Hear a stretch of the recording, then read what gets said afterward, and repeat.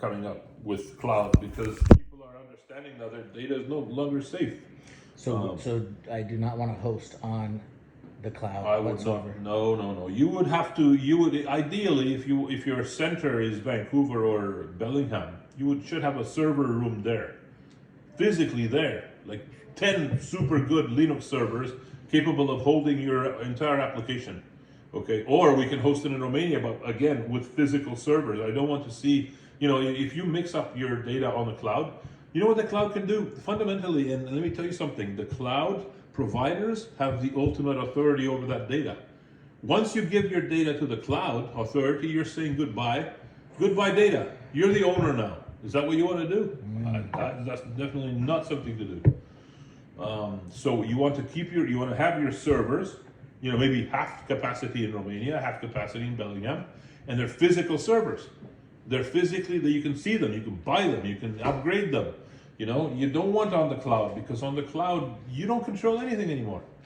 Just imagine a war starts. You control nothing. You have your own servers in Bellingham. You can just shut them off and reset them, and as long as you have electricity and internet, you're good to go. But if you give away part of your business to the cloud providers, I think that's a big mistake. I think that's a big mistake because you lose that control. And if you can't control your business, you want other people to control it for you? No. Yeah. Well noted. So if I were you, I would definitely, you could do a lot where you could split it. Half of the servers are in Bellingham, half the servers are in Bucharest. And you have, IP, the web application can be hosted in both centers. You could have, let's say, a couple of servers if you have a friend or two in the east part of the States. So you have coverage on the east side USA as well. And then once you have your patent, you can deploy it on other countries as well. You don't have to stay stuck to the US. This is what I'm talking about, thinking ahead. This is what I'm talking about, planning. Why did that light just go on by itself? What the fuck is there? I think that Chinese house is a very strange house. You see that light go fucking on by itself outside that's the external light, man. Very strange. But anyway. So I need to allocate a budget, sit down with you, and then You kind of need say a to budget. think, first of all, what you want to do. Because if it's a small business, if you want to think big like a billionaire, you need to act big. Because what do billionaires do? They think big. They don't think, oh, I'm going to lose 2,000. Yeah, you lose 2,000, you moron, but you make 200 million. So the point is, you need to think big and you need to think scalability. Scalability and feasibility. Yeah, if you want to make this scalable, you need open source software. I would even go to Postgres because Postgres is very similar to Oracle and it's free. You don't have to pay a cent. You don't have to pay a cent. Like Oracle, if you need some packages, the GPS, for example, you gotta pay. Your ass is fried. 150,000 per year just an Oracle GPS module or spatial. And one more thing, if you don't know Oracle as well as I do, and most of the people have no idea about these things, you have to pay a lot of money on support. So if you want to avoid support, and if you want to avoid big fees on specific modules that Oracle provides, like spatial, geospatial, military maps, and all that stuff, you need to choose a different product. Or you need to know it inside out like I do, and then you don't give a shit if it's not supported because I know what their manuals are better than the guys working at Oracle. So the point is, either you have someone like me helping you out there, or I can instruct them briefly on the problems that we meet and tell them what to do. So you're saying there's a way to bypass the fee, support, if you will, support support Yes, there is. Yes, for there is. GPS. Well, or the any of support, you can communication. bypass the support for any module you want. You just need to know the product. And Larry, the information is on the publicly available on the internet. It's publicly available. All you need to do is have a good technical person or persons capable to understand it. But a lot of people say, oh, I don't want the hassle to read all these super complex things. I want just support. And then walking through the problem. Hello, Mr. Larry. Oh, in such case you do this and that. But it's all bullshit. It's if you got super senior guys on this thing, we can easily handle that with no support fees. That's number one. Number two, I told you, get your data off the cloud because you lose control of your data. So this is a good time that I haven't launched it just yet. Then be careful. Don't put it on the cloud, man. Then you're gonna come crying to me. You're gonna say, "Hey, Bogdan, what? They stole my data." They're gonna steal your data. They're gonna steal even your idea if you put it on the cloud. don't put it on the cloud. Keep your own servers. Have 5 in Bucharest, 5 in Bellingham. Yeah, on different time zones. On different time zones, specifically, if Adam, for example, has relatives on the east side, maybe in Boston, or maybe even in Canada and Ontario, put some on there. So if so obviously, I'll give you an example. Let's just say we had 2,000 roofing companies that want to use this. That wouldn't require a lot of servers. No, Correct, no, correct. no, no, no, no. I mean, I could still scale and grow from that. Of course, Yeah. of course, of course, of course. You can also use big data, which uses algorithms meant to design to manipulate terabytes of data. And 1 terabyte is 1024 gigabyte. We're talking about a huge amount of data. We at the European Commission we have something called Scopus table spaces, and these are geospatial table spaces from Europe. And we have now 9 terabytes, and my manager has given me the green light to wipe out 9 terabytes of useless Scopus data, which was accumulated 2 years ago. So I'm just going to have scripts which I can use, and in 2 minutes I can destroy all the objects there, Larry. I can destroy the tables, the packages, the triggers, the functions, the procedures, everything you want, and then I can just reclaim it for garbage collection, okay? Because it's no longer used. If that was on your cloud, you'd be paying out of your pocket, Larry, maybe $300 or $400 or $500 per month on nothing, because you're using the cloud services. This is what you need to understand. Don't use the cloud services. Keep your own servers, a few in Bucharest, a few in Bellingham, and then you can do what you want. You don't have to pay for hosting that. Okay, that's the thing. So there's a lot of things you have to think about here.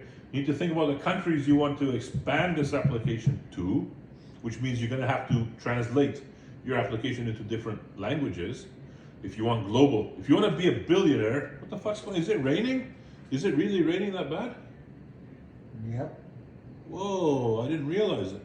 I wanted to walk on the balcony, but not like this, buddy. Shit. So the point is this. If you want to go global, if you want to make big money, I'm not talking about, 10 million, 20 million, that's peanuts. Mm-hmm. But if you want to go big, you need to translate your application to different languages. Yep. Even our friends Punjabi, I want to translate to Punjabi. We got it in Bangalore, we got it in Gurgaon, we got it everywhere, man. Yep. Yeah. So translation of application, hosting. You want to include India because they got a lot of people falling and killing themselves in India too. What do you think? Is there magicians there? Holding there on the 8th story there, a guy falls, No he magic dies. carpet gonna catch you. No, not the shaman, the shamans. No, so if you want to extend to India, we need some servers in India. We need some. So do you have to have a server there or just the language? No, you don't have to have the server Okay. physically there. But I'm suggesting to you to put it on several time zones. For example, now in Romania, what the fuck is it here? 7:51, 8:51, 9 o'clock, 9 o'clock, yeah, which is 21. 9 o'clock plus 10. 9 plus 10 is 19. It's 7 in the morning there. Here's late evening, here's evening, and over there is 7 in the morning. So the point is, you want to have some servers, physical servers, yeah, not on cloud, but in different time zones. So you would have maybe one in Boston through Adam. You would have a couple here in Bellingham. You would have 5 servers in Bucharest with me. You would have maybe, if it goes on the west coast of Europe, you would have maybe a couple in Germany. Germany is a cheap hosting country. I know German. I can speak with those people, and they're not going to cost you a lot because it's not cloud. Again, it's physical servers, Larry. Physical servers. And where do you have the physical servers? So, for example, in Germany, I'll give you a good example. Even if you have your application in France or Amsterdam in Holland too, you wouldn't have to host the data there. You would just host them from your Germany. That's the closest point. The German servers would be able to handle France and UK and Holland, yeah. So you have servers in that time zone. Whereas if it was in Eastern Europe, in Poland or in Romania, we would handle them with the servers in Bucharest. And if you have, the examples in North America, maybe Boston time zone or Montreal or Vancouver, or it's the same time zone actually in Birch Bay and Washington as Vancouver. So you would have maybe a couple in the Pacific, maybe a couple in the middle, and then a couple on the East Coast, Western Europe and Eastern Europe. And we have, already 2 continents covered in a whole shitload of countries. I wouldn't risk going into China, into the Chinese market. You don't know it. they're gonna eat you there with the flying lice. I don't recommend. So stick to North America and Western Europe and Eastern Europe. You don't need more for the moment. If you do that part well, you become a billionaire. You won't give a shit about India and China anymore. You'll be talking like me. It's how you doing today? So Well, great. I will. I'm going to get a hold of you by end of week, and I'd like to sit down with you just for a couple hours. Yeah, we need to play. You need to think. It's first of all, it's your I will business. get the budget. I'll get the budget It's your together. business. Yep. You need to think. So you need to think in a couple of big terms. Scalability. Yeah. Where do you envision putting this? Because people are dying in the UK, falling off construction sites. People are dying also in Romania and in India. So that can give you an idea. Number two, how much are you willing to invest in each of these zones for them to build your application in these time zones? But you kind of said two different things, if I'm correct. 3 guys could manage all of this, basically, right? If it's just in a couple of countries, if we have this deployed to every country, your income will be 100 times more. So we at that level, you again, billionaires think big. What did that guy do with Amazon? So I would like to start Big. with 3 countries to Yes, start. start small. Don't get greedy. Start small. So would 3 guys be able to handle Of course. North America, Of course. Canada, Yeah. and then most of the UK? Yeah, let's say UK. Let's say UK. Start in the UK, for example, and have some servers in Germany, and then that 3 guys. Yeah, but once the business goes tenfold in North America, Then you invest more in. you need another 2 or 3 people. Don't get greedy again. That's not the point. Mm-hmm. The point is to get the minimal amount of developers who can easily sustain the effort. Because if you get 3 developers and you burn them out working That's 15 not gonna hours, happen yet. that's not good either. Because they'll leave you in 6 months, or they'll leave you in a year.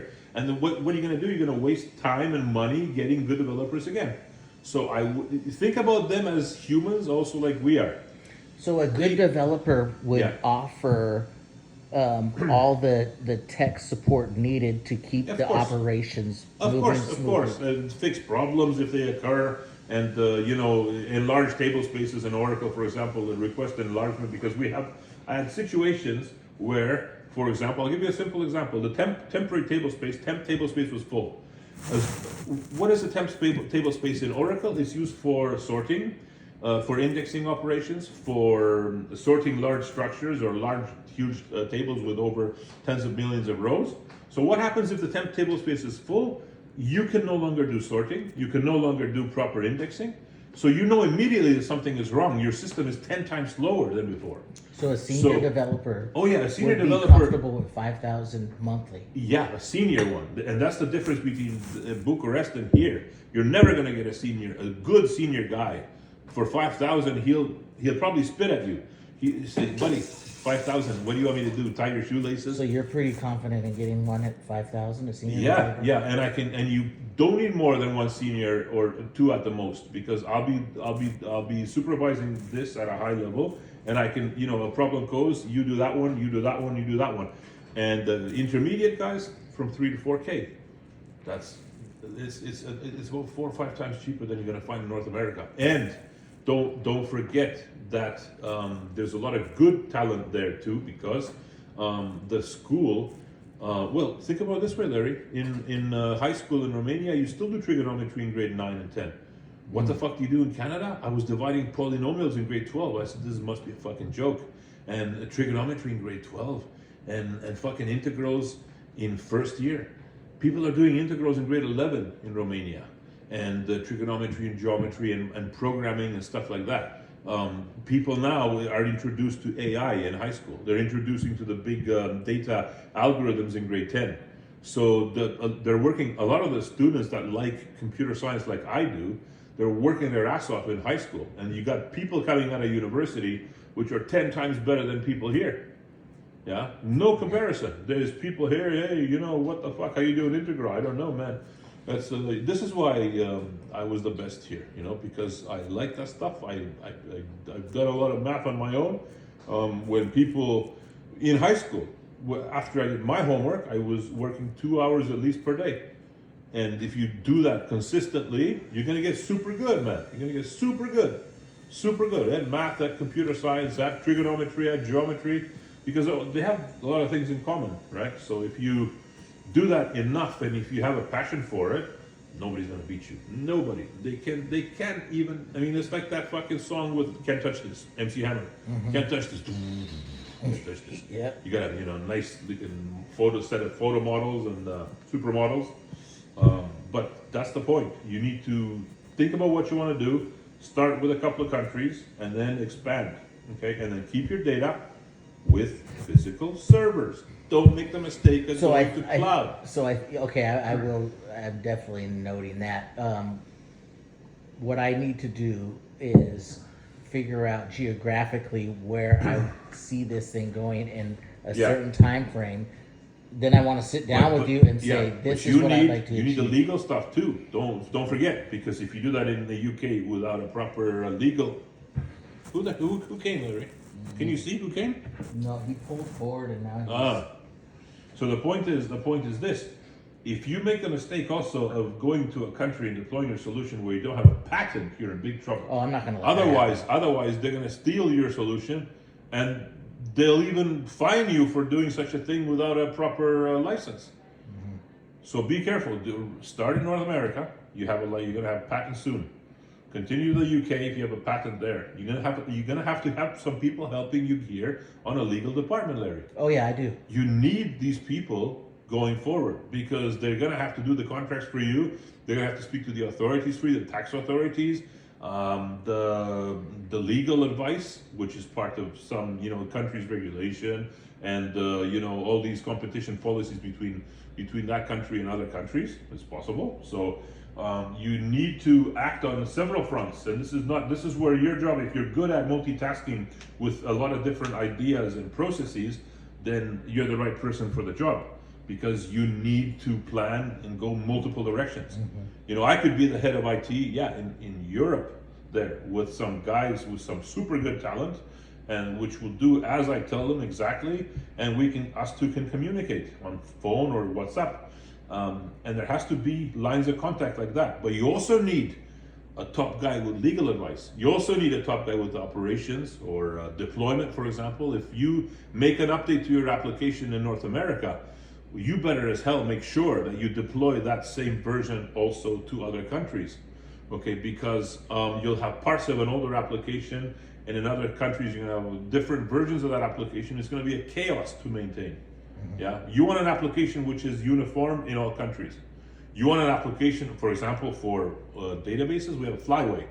What is Flyway? Is basically it's a tool which is able to take DDL, which is data definition language, creating tables, creating packages, creating procedures, functions, and taking them, deploying them on various servers and various databases and various environments like development, acceptance, and production. Why do we need such a thing? Because otherwise you're wasting 3 times more time than you need just to copy some scripts to different environments. Why do you want to do that? Well, it's very simple, because if you have problems and you fix them globally, you don't only fix them for the Bucharest office or for the Bellingham office, you fix them also for the London office, you fix it everywhere. So you want an application which is smart in the sense that you fix a problem everywhere with the same DDL, same version, okay? And also you need to react quickly. Because what happens if a top guy, let's say in London, let's say you have, in 10 years you're making so much money that you have programmers in London, one of the top guys leaves you, takes out a portion of takes out some scripts and walks away with your scripts. Now how can you prevent that disaster from happening? Version control. The answer is version control. Well, what is version control? It's like JIT or SVN. JIT is what we use at the commission. And so basically for every module that I put in the database through Flyway, I'm migrating these through Flyway, I'm also putting them in JIT. Why? Because to prevent such a disaster, people are walking away with their scripts, you don't give a fuck because you have it on JIT. And basically JIT is a version control system, so not only do you have the scripts, secures your data pretty much. Of course, and no, your application, because not only do you have all the modules in version control, you have every version of every module in version control. So if some idiot makes a mistake, let's say in the Bellingham office, and I'm away on holidays with my girlfriend Marina, screwing her on the Canary Islands, And you can even call me when I'm having sex with her, and I say, Larry, go to your JIT, get someone from the JIT and restore the branch or restore those files. And you go, oh, thank you, Bogdan. Yeah. That's fine. You can send me whatever $10,000 paycheck, for saving your ass there, and you save $2 million. Because if that person walks away with your data, first of all, you have legal authorities which can nail him legally. And then number two, you don't give a fuck because you have your JIT repository, and the JIT repository is, you can have it peer-to-peer. That's the beauty of that. You can have it peer-to-peer. So I can have in one of my physical servers in Bucharest, the same JIT repository as you have in Bellingham, the same one that they have in Boston, and so on. All I need to do is JIT pull. So there's two things for getting data from the central, from other peers, is JIT fetch, which identifies the new objects, and JIT pull, which pulls the new objects from the central hub to where you are. And when I want to publish my changes to the central JIT server, which could be in Bellingham or Bucharest, I do a JIT push. So basically, I check out the branch, I have Jira. Another thing you're going to need is a ticket management tool, because problems are going to occur for sure. Everybody has problems. You can't avoid problems. So you need something like Jira, which is made by Atlassian company in the US, which basically acts as a problem management tool. So I would give, for example, if I had 3 guys in Bucharest working for you, Dragos, for example, Alin and Bogdan, another Bogdan, I would assign some tickets to Dragos, some tickets to Bogdan, and so on. And they would be responsible for those tickets. In those tickets, a very simple way is you make a pull request. What's a pull request? You make a branch, first of all. What is that branch? Let's say that Dragos has some new source code which has been tested for you, and you want to deploy that new source code everywhere, globally. So basically, Dragos would make a branch in that ticket, that Confluence ticket, and then check out the branch, physically check out the branch locally on his server, add all the tested source code on his server, and then make a pull request in the ticket, which if you click on the link to the pull request, you have a bunch of, maybe I will be the reviewer because I'm super senior and another guy. We review Dragos's code. I say, yes, very good, well done. Another senior guy at Bucharest, yes, Bogdan, very good indeed, well done. And then I would say, as their leader, I would say merge. What happens when a merge is pressed? When a merge is pressed, basically the pull request has completed, and Dragos is able to commit his branch into the central repository. And then you got developers in Washington, and I got in Bucharest, for example, and we would do a JIT checkout master. So not the branch, first of all, Dragos checked out the branch initially, but then once Dragos commits his changes, I would do a JIT checkout master. 10,000 kilometers away, you would do a JIT checkout master, and we would all have, everybody in the world would have Dragos's new code in minutes. This is how good technology is today, in minutes. So you don't have to, the light goes on again? What the fuck? That's a haunted house, man. There's something wrong with that. It's like a fucking Chinese, why can't you do that? It's like, why can't you do that? You fucking, So, and we can have these developers do all of this. Globally spread out. That's the beauty of the whole thing. Adam can have a few developers in the US. So what would you, so I'm obviously recording this conversation because it's a lot of information. Of course, I'm going to share it with him. Yeah. So is there anything that you would suggest to Adam personally, where we're at now? To suggest to Adam personally, well, I think Adam knows JIT, but my suggestion is take a good look at JIT. There's a lot of easy, simple tutorials for beginner people for JIT, and it'll take you 2 days, but it's 2 well invested days. Okay, and understand how powerful peer-to-peer version control is. Because once again, if you don't have version control, you're putting your ass in the water for no reason. And someone walks away with your code is lost, first of all, and your code is no longer exact.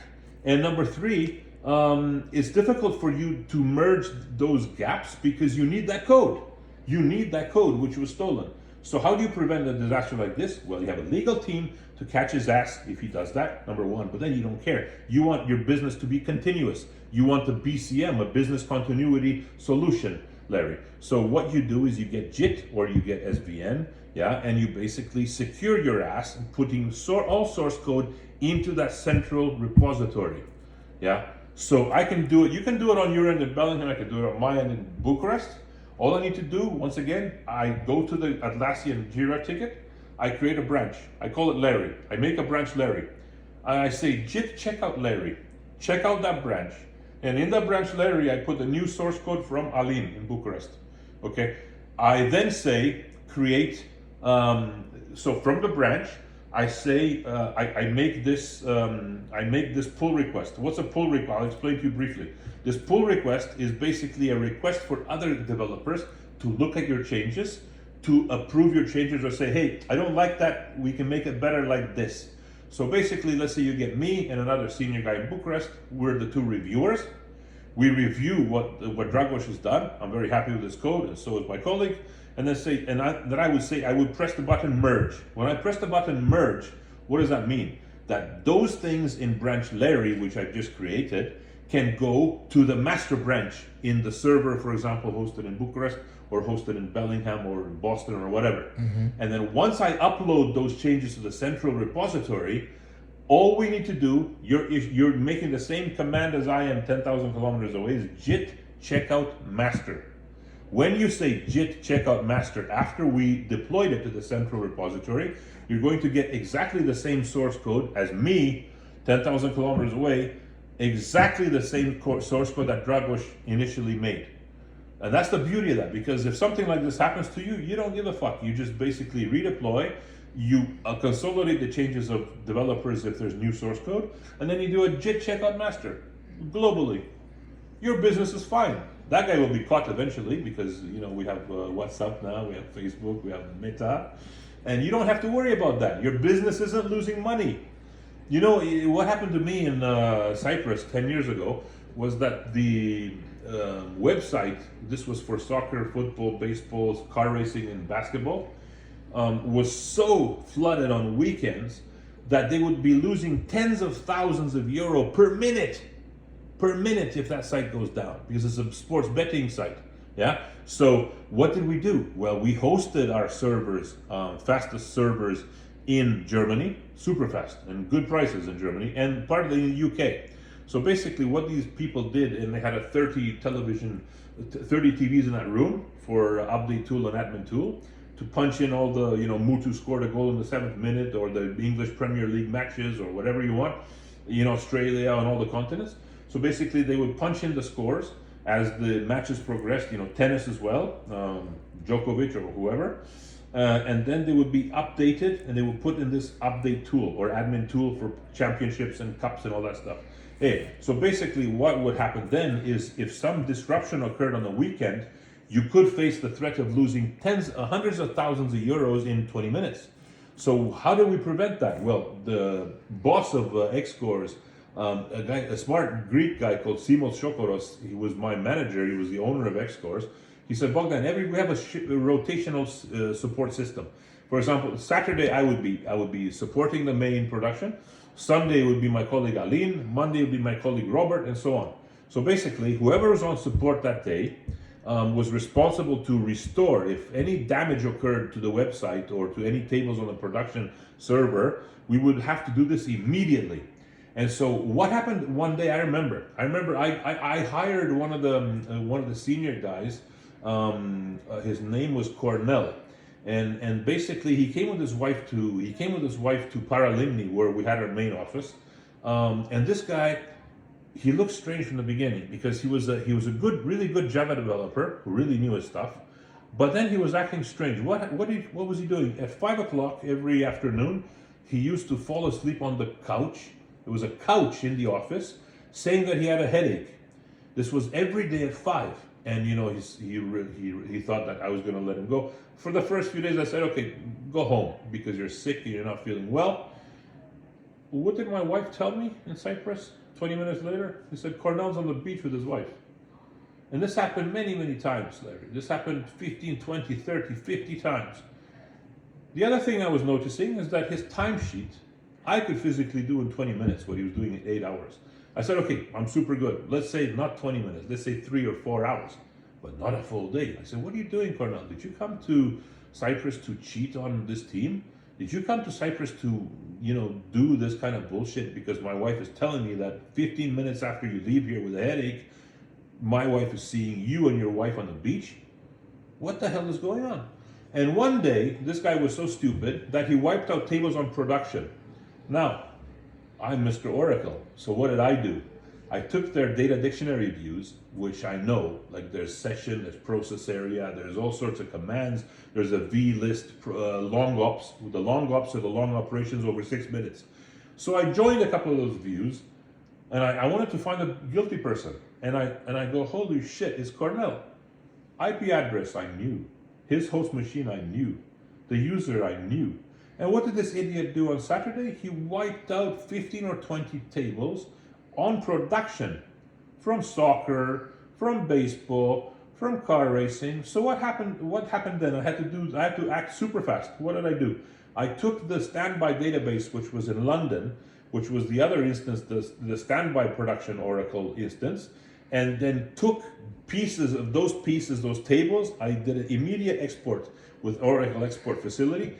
I tarred it in a big giant tarball. I Linux SCP'd it to the Linux servers in Germany, and then I imported it with the imptp, which is the import utility in Oracle, back on the main production in Germany. Took me 5 or 6 minutes. I saved Simos's ass. That year I got a 10,000 euro bonus at the end of the year. Now what happened about Cornell?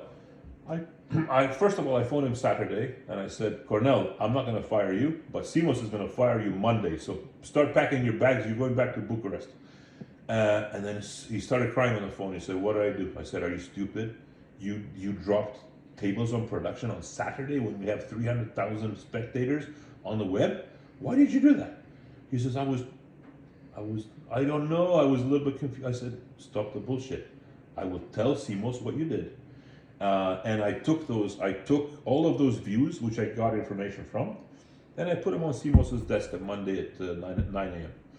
At 10:30, I was called in Simos's office with the guilty person, Cornell.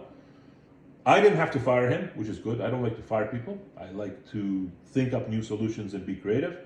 But he did something so bad that he put the whole business at risk. And Simos fired him. Simos got him on the plane that night with his wife, and they were gone. It was the only person that ever did something stupid like that to the team. Now the other guys were working. The other guys were. I had a Cypriot guy called Pavlos. Pavlos was a junior guy in 2009 when I started with them, and Pavlos was so hardworking, Larry. He was working with me sometimes until 8 or 9 p.m. every day in the office. His wife Evrelia, because he has 2 sons, now they're grown up, these sons. She was phoning him desperately. What's going on, Pavlos? Why are you staying so late?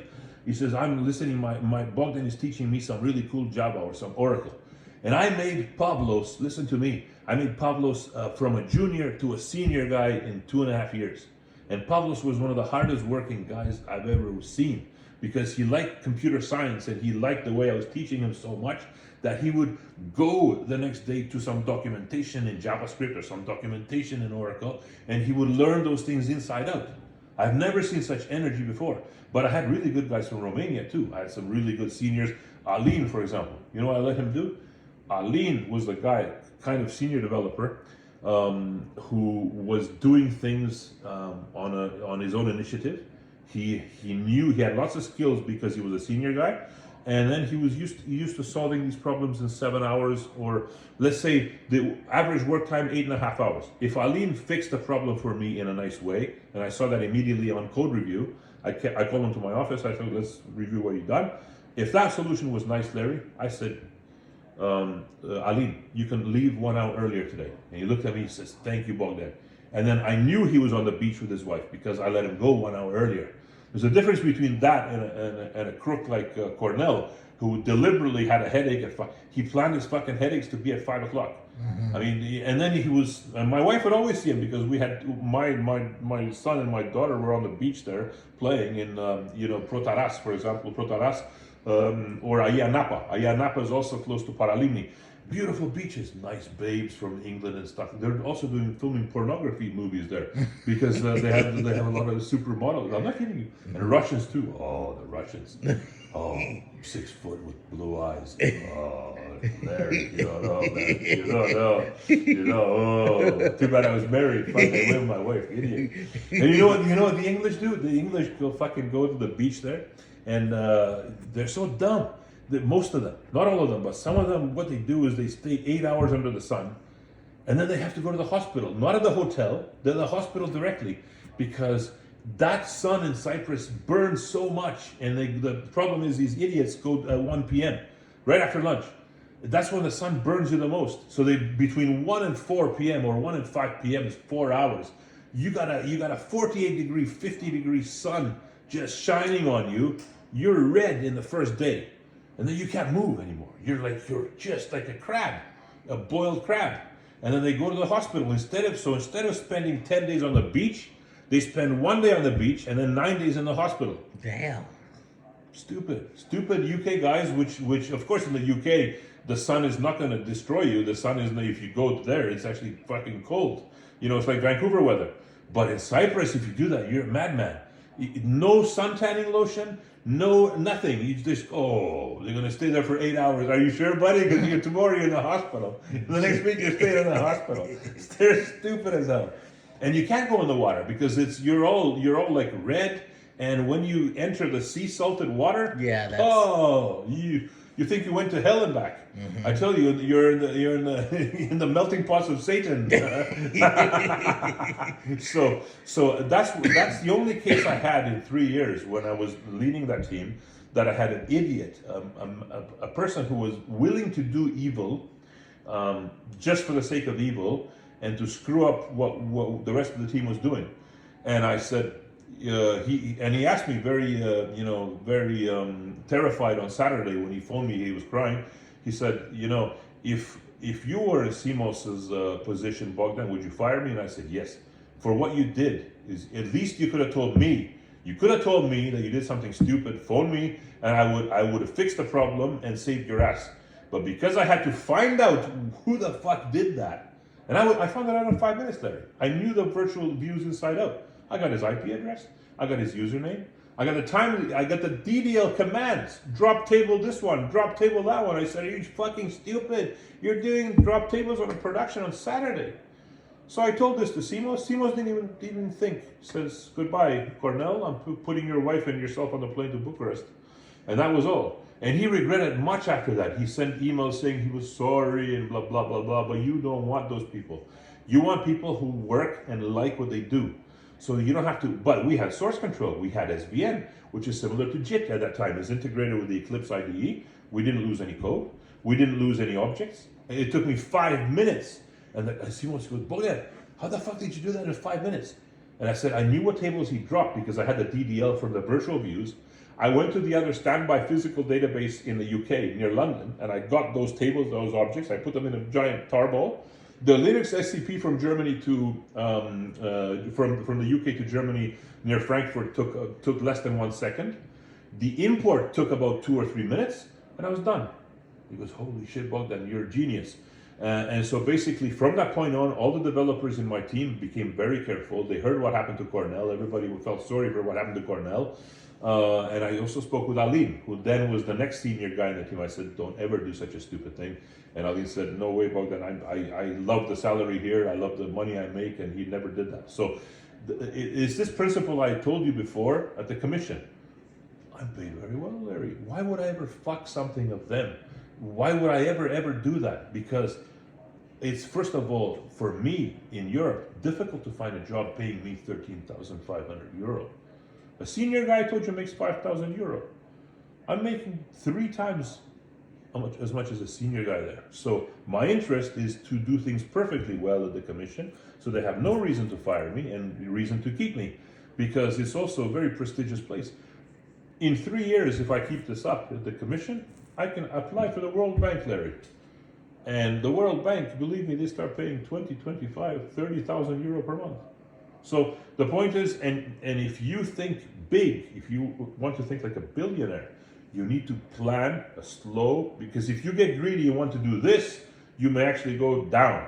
You need to plan steady growth. You need to plan steady growth feasibly in, let's say, 2 or 3 countries initially. Get your get profit from all these three regions. And when the profit grows or doubles, it's time for one more developer, but not 10 more developers. Be careful, one or two at most, because you want to grow your teams. You don't want situations like that Cornell idiot in And Cyprus. so keep it You- small, keep them happy. Keep And it yes. small, 2 or 3 initially in Bucharest. Maybe Adam can take one guy under his wing in Bellingham. Keep it small and then grow steadily. The secret is to grow steadily. The secret is not to get greedy, because greedy people lose a lot if they're not careful. Okay, you can do really crazy things, and then build your landscape, your infrastructure in a smart way with version control, with Flyway, for example, if you have Oracle, with Oracle itself, with Linux servers, and so on. So that's the way. So you need to think in the next week. You need to think it's your business. You had a good idea with the apparatus, but if you want to become a billionaire, not a millionaire, because there's a lot of millionaires out there in this world. They're common people. If you want to really do big, you got to think globally. And globally means you need to translate your website to different languages.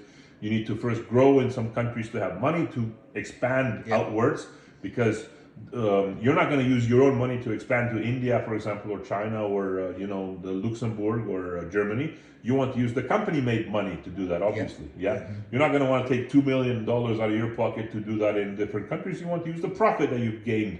So if you want to go global, it's going to be a long fight. It has to be constant, and it has to be scaled. So what we can discuss in about a week from now, don't leave it till the last minute, because the last minute, I'm buying one more suitcase, and I'm going to pack it with. I'm interested to buy, anti-inflammatory agents like black seeds.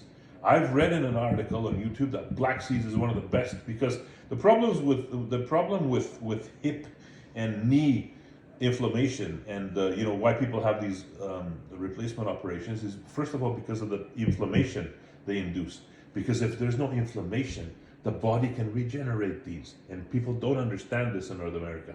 It's been proven in Europe that the body, as long as the inflammation is gone, the body can regenerate joints. Yes. So I'm looking now for the top, anti-inflammatory agents I get my hands on here, and maybe I should speak to Anna, because Anna knows a lot better than I do all these things. She had 6 surgeries and stuff like that. So I'm slowly preparing also my departure, and I'm working all of next week and all of. It's not bad, Larry. I work 8 hours. I'm so good. I'm playing with those things. And for every night I work, another $1,000, man. That's fine. It's not bad. If I make 20,000 Canadian freaking per month, or 22, that's not bad. I'm playing. That's the advantage of my level. I'm playing. People are struggling in the commission to do what I can do. But for me, it's fun and games, because I love this stuff so much. It's my belief. Remember, I told you nihil sine Deo. Nihil sine Deo means nothing without God. For me, it's a religion. Mathematics and computer science is my belief. Nobody's going to shatter my belief, okay? Not even Haydn today. I don't give a shit about those guys. So this has been wonderful, man. I just wanted to say, Bogdan, I really appreciate your time and knowledge. I really No do. worries, buddy. You need to think. You need to plan and think. We need to put this on paper, and I can get some good guys, 2 or 3 at first. Don't get greedy. Maybe one guy under Adam's wing, and we can get this moving.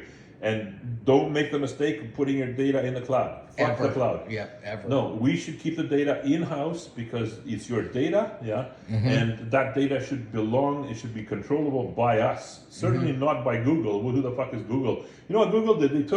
They took a few billion, because they have so much money they don't care. They took these giant cables and they put them across on the ocean floor, so that they connect Europe and North America. And now I think they did the same on the Pacific side to connect China with North America, India with North America. So they're global already. But what do they do with your data? What happens if you get pissed off at them one day, or the war 3 starts, and you want your data because people are stealing your data? You say to Google, hey, give me back my data. They'll tell you to fuck off. And basically, even if they tell you that you gave back your data, there's nothing preventing them from copying your data also and having them archived in your Google, in some kind of archive of your Google Drive, not an active one, so you don't see that they have any more data. They can show you, oh, here it is, we don't have any more of your data. But they've already stocked it, they've already archived it, and they've already stored your data. And you think, oh, I got my data back. You don't, Larry. They still have 100% of your data. So if you do that, you're putting yourself in danger, you're putting your business in danger because you don't control your data. And your data is your money. Your customers are your money. The places you dispatch this application are your money. So why would you give your money to big monsters like Microsoft, who's making COVID with this fucking, Dr. Fauci and all this bullshit? You don't want to do that. So keep it local to some servers in Bellingham, some servers in Bucharest for the moment, and then maybe next year we can get some servers in the UK or Germany. Germany is a good hosting country, but Romania is even better. I mean, Romania, you can get a hosting center in Bucharest at a fraction of the cost it would be in the US. A fraction. And I can even put, something very interesting, I can also spoof the IP addresses so it looks like they come out of some other place. Because, first of all, you need to think that, if you're in North America, you have a North American address. Well, I would say no, because I could be in Europe and have a North American address. What would I need? I would just need a server in Vancouver or Surrey, or where you are in Bellingham. And I take all of the requests from Bucharest, I funnel them to the web server in Bellingham, and everything comes out in Bellingham. And it looks like, oh, it's an American guy playing. But no, you morons, I'm 12,000 kilometers away in Bucharest, actually.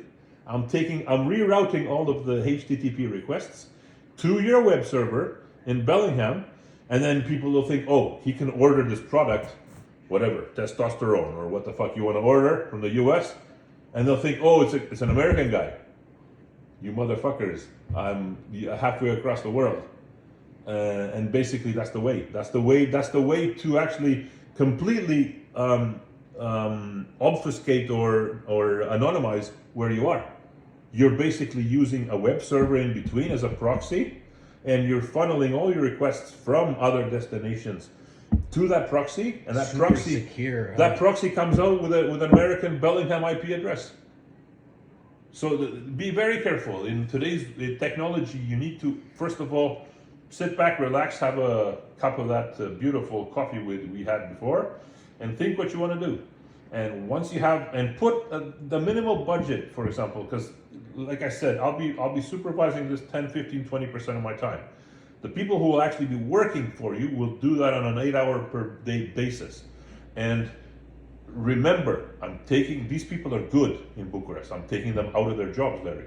So it's okay if you tell me I just want 2, Bogdan. It's okay, because I'm not going to get upset. The point is, start small, once again, go steady and make profit, and then on top of that profit, make other profit. Yep. Yeah. Don't get greedy at once, because you're not going to achieve anything. You understand? So you want that, what the fuck was that called? That Italian name for that chicken. Yeah. What was it called? Oh, what the fuck was it called? I don't remember it now. I forgot, yeah. Catch a fucking tiger by the toe. Or Cacciatore. Yeah. Cacciatore. Yeah. Well, if you want that served on 100 plates globally to your employees across the world, you need to do this in a proper way. You need to plan your actions, okay? You need to make sure you have legal departments everywhere. A part of your legal department in Bellingham can help maybe 2 or 3 people at the most, can do some contracts with Romania or with Germany or with Eastern US. Who knows? Why not? Because they have construction companies in Eastern US too. They have them everywhere. So this is the point. And then other people like me can supervise the technical guys. I can have a meeting, let's say per week with Adam, and discuss what's been done and explain to them also what they should do, like get a JIT to get a version control system in place, get Oracle system in place, get Linux in place. Because we're the technical gods. I saved CMOS's business that day. If I didn't do that in 5 minutes, my colleagues would have done it maybe in 3 hours. In 3 hours, you know how much money they would have lost at 10,000 euro per minute? They would have been out of business. So I saved his ass. Surprisingly, it was a guy in my team. Well, CMOS, if someone did that to your business, would you not fire them? Of course you would fire them, because he's dangerous to your team and dangerous to the production. Then he did what he had to do. But the point is, with technology, with those virtual views, Larry, I had all the info I need. What's his IP address? What's his username? What did he do? And with seeing what he did, it was an exact clue for me to go to the other standby production in London to get exactly those objects which he dropped and I just imported them, super fast. I've done it in less than 5 minutes. Yeah, because I was lucky that it was me that day, because there was someone else in my team that day. Maybe it would have taken hours. And knock on wood, I mean, Cornell would have been liable for his business at that time. You gotta be careful in your contracts too. For the programmers and stuff, you need to put liability clauses, because if they start fucking around with, I mean, knock on wood, but it shouldn't happen. It should never happen. If they start screwing around with the quality and the processes there, you need to make them liable, monetarily, whatever, a certain breach of confidentiality or whatever, 20,000 euro, because that's what they have to pay. If they give the secret away, for example, or if they intentionally harm production. I'm saying intentionally. And the way I knew that Cornell intentionally harmed production is because I saw those commands. Drop table, drop table. So what the fuck? On production? On Saturday? So basically, you need to use the proper words. Intentionally disturb production.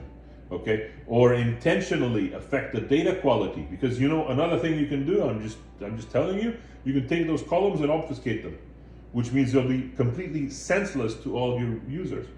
Again, you didn't destroy any data, but you affected the data quality of that. So people can no longer understand who the fuck scored in the 7th minute or the 9th minute or whatever.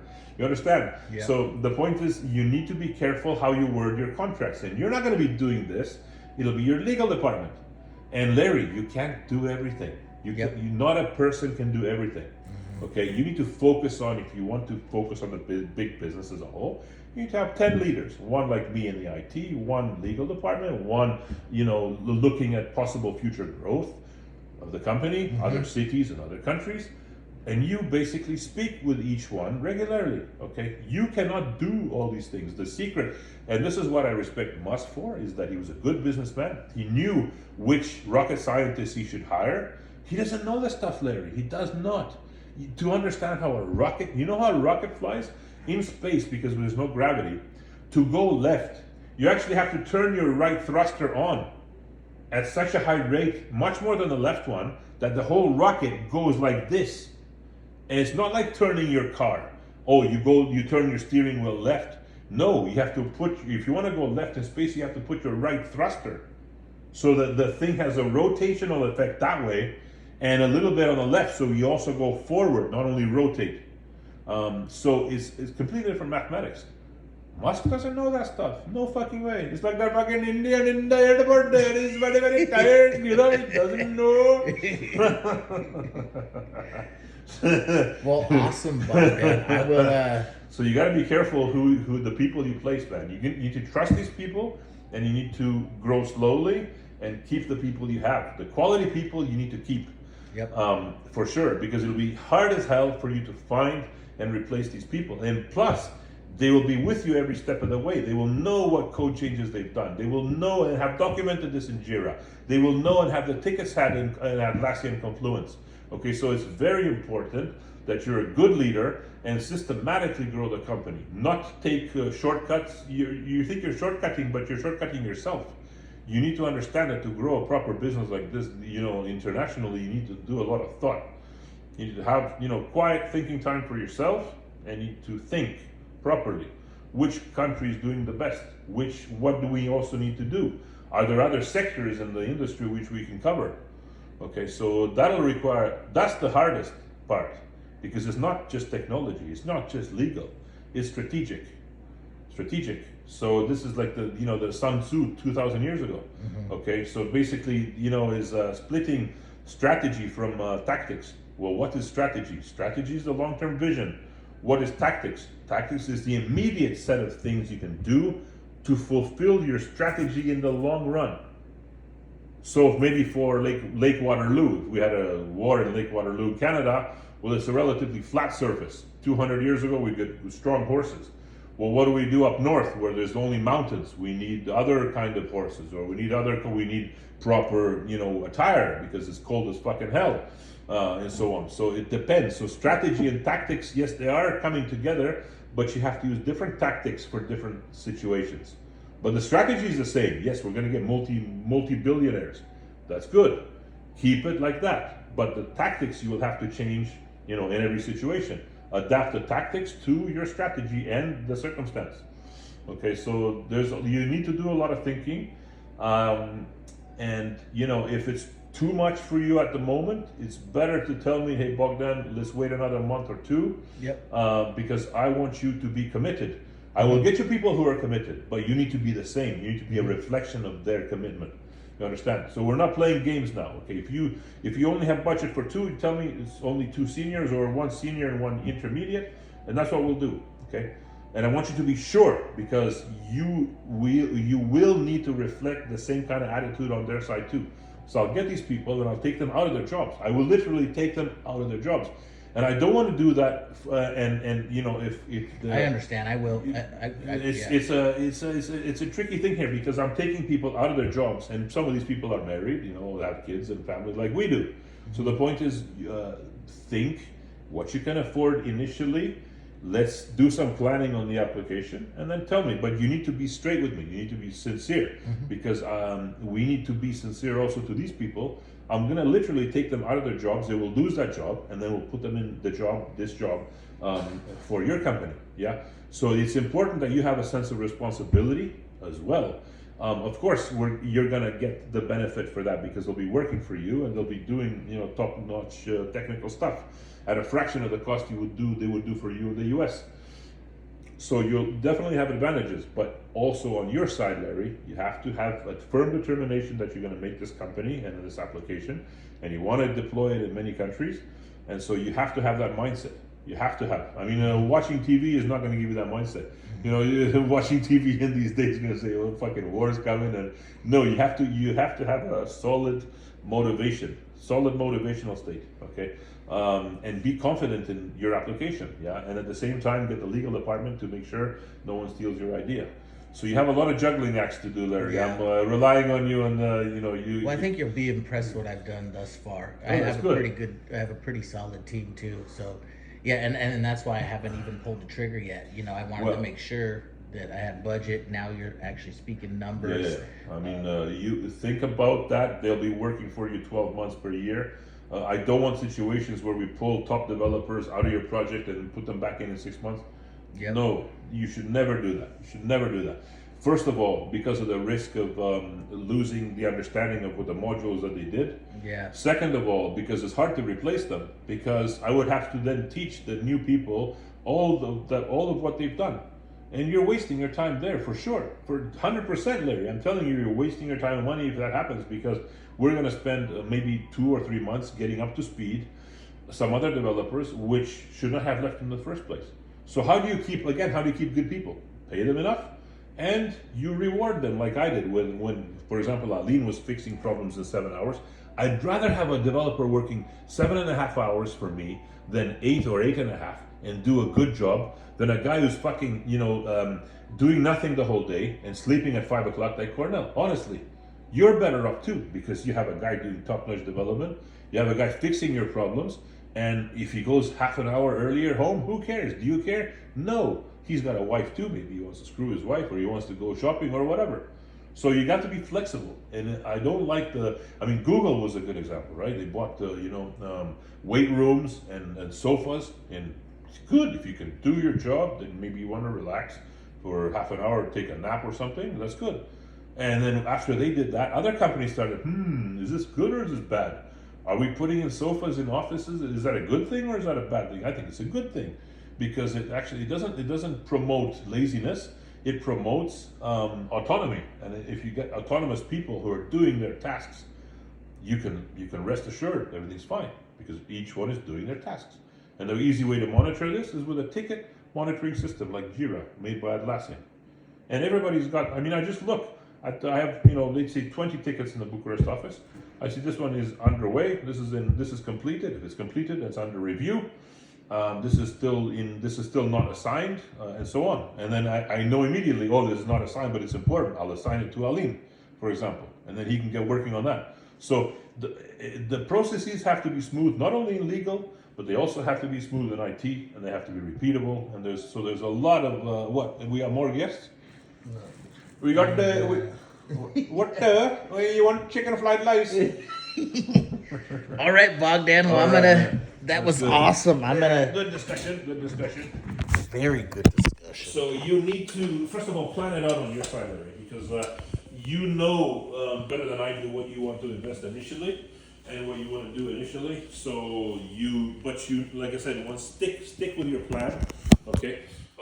And then you should speak with Adam as well, because we need to coordinate this, all of us. Like he, from his side, maybe get one developer with him, and that developer will have to go through the same procedures as we're doing in Bucharest, VCS, JIT, once again, Atlassian, have the same landscape and stuff, because if he has a different setup in Bellingham, we're gonna get fucked one day, because the point is that I deployed part of an application to you, and you have something different set up there. That's not gonna work. We have to have the same setup worldwide. You want the same application to be deployed everywhere. That's the beauty of this. So anyway, are you guys coming back tomorrow? Are we going swimming? I'll ask him. I'm not sure, but what I'm going to do is I'm going to send this to Adam tonight. I'm going to That's make fine, sure. buddy. That's fine. Good to speak to you. Good to speak to you. Good to Thank speak you, to Bob. you. And tomorrow, if you want to go swimming, be careful. The pool, I think, is open till 8. Okay. So we should be out the door latest by 6. Okay. Yeah, because there's no point going for 20 minutes, just smack some Chinese and come back. No. Okay. See you then. Have a good night. All right, you too.